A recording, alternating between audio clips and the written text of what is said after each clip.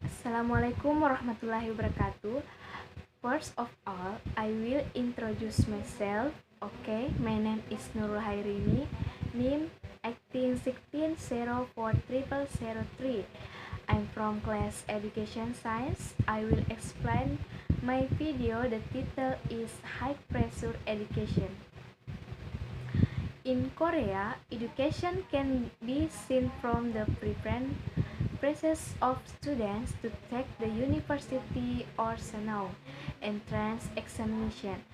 This preparation usually starts since they are with toddlers. Parents try to provide the best education for their children for from an early age by entering them into additional tutoring or by sending their children abroad. If you underperform in school or show that you are struggling, other kids will look at you like you are an insect. So, I work really hard because I would hate for people to look down on me like an insect. That fuels me to study. People are incredible busy here all the time. So, when do they have the time to take a step back? We can get their breath and ask themselves what they really want. Standing there really affect me. It's trouble to imagine how desperate you did have to be saying no other way out. The quiz that every site has places where people in such despair will find ways to end their lives. Even kids as young as 10 come here because they feel there's no other way out. They don't think you can point to a general reason for why people grow so desperate. Why they see no other alternative, but I'm sure there are certain conditions that rise the pressure on these young people. Hack ones are prepared after school academies that have gained a lot of influence in South Korea over the past 50 years. 80% of students here attend them. Basically, they are designed to train school kids to do better in international tests. In terms to student performance, South Korea is regularly among the top countries in the world. But I think this entire system has gone pretty overboard. In recent years, parents spend a significant portion of their income to send their children to this cram school is after regular school to push them more and give them even more instruction. She is passionate about teaching kids, so she always prepare a lot for the class. The one day she taught in a classroom, she can only teach a maximum of 80 or 100 students. But through the internet, she can teach hundreds or even a million. From the parents' point of view, extra work might seem harsh, but more students are coming voluntarily. The competition is tough, and other students are also studying really hard, so they have no other choice. If they want to get good grades and get into a good universities. Among the kids she had taught, among the kids she had taught, 190 1990 made it into Korea's best university, Seoul National University, and 2000 of my students were accepted by other prestigious university. That's made me a famous teacher. Of course, some students are forced by their parents. It's all about the circumstance in Korea.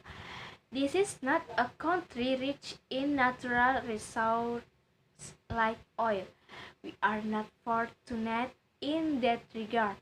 The country's main resource is its people. That means the only way forward is to try to fulfill her. She also went through a lot of tough training. The core elements of Confucianism are benevolence, righteousness, property, and knowledge, but it said that love comes first. In my understanding, learning how to love is the essence of Confucianism. Traditionally, what the older generation call it dining table education has disappeared. Today's individualism and obsession with winning, with getting ahead of everyone else, have replaced all love and the sense of community in education. Confucianism has several pillars, and knowledge and training are part of it. But one pillar, a very essential pillar, is humanism. That's something that is being left by the wayside today. Some parents were raised very differently. For them, the most important thing is well-being for the collective. One pushes oneself to be better so as to make things better for society as a whole. And today, they push their children to be better, but these children have a different value system, one in which individual happiness is more important, and that's compounded by consumerism, which says you can only be happy if you have attained a certain social status.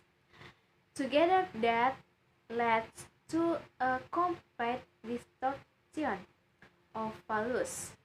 So, a dramatic distortion that many young people, including children, try to escape through suicide because they cannot stand up to all that pressure of active. That's a situation that will pose a challenge to any system in the world. Regardless of what might happen in the future, the only way forward in Korea is to study. Studying opens all the doors. That's why me that always say study. I'm sure studying will give me a life free of care in the future. But to have that livest life, I must study now. No, just my own future depends on it. Everything does. According to some statements, studying students want freedom in the determining their way of life. They do not to be forced to obey the wish of their parents, who must regard them to enter the university because no, not all students agree that future success can be determined by the university. When they cannot get the free done, they do various different actions such as turn and additional tutoring, go home late at night, and even decide to quit school or commit suicide. There are other students who are trying to find that freedom without taking action that are detrimental to themselves, but by learning about some someone to live independently and try to find work to support themselves and finance them to get what they want. They also want more time for themselves. They want to be able to rest as long as they want because they are tired of all the extra tutoring they have to follow after school. The time of 1 week passes very quickly, and they always lack it time. In the end, they only spend their time to continue learning. They then become unconcerned with their friendship environment, and they consider relationship with the opposite sex to be just a waste of time. Learning like that continues to spend time alone and busy themselves with learning, so it is shunned by friends. Studying in Korea has no tutoring since they were young, whatever it's English, tutoring, swimming, piano, or school lessons. Therefore, when they are young, they devote as much for their time as possible to learning. This encourages to creation of a trend of tutoring as a daily activity of students. Korean students have received pressure continue to import their learning capacity at a very easy age, so that they are not too aware of the ongoing Korea education paper because they consider learning diligently an obligation and necessity for a child. In Korea, there is a stereotype that says that vocational schools are not good and have a small possibility at entering graduates.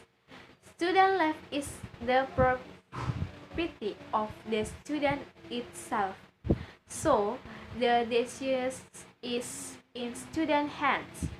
Every student has the right to follow their heart and do what they dream of.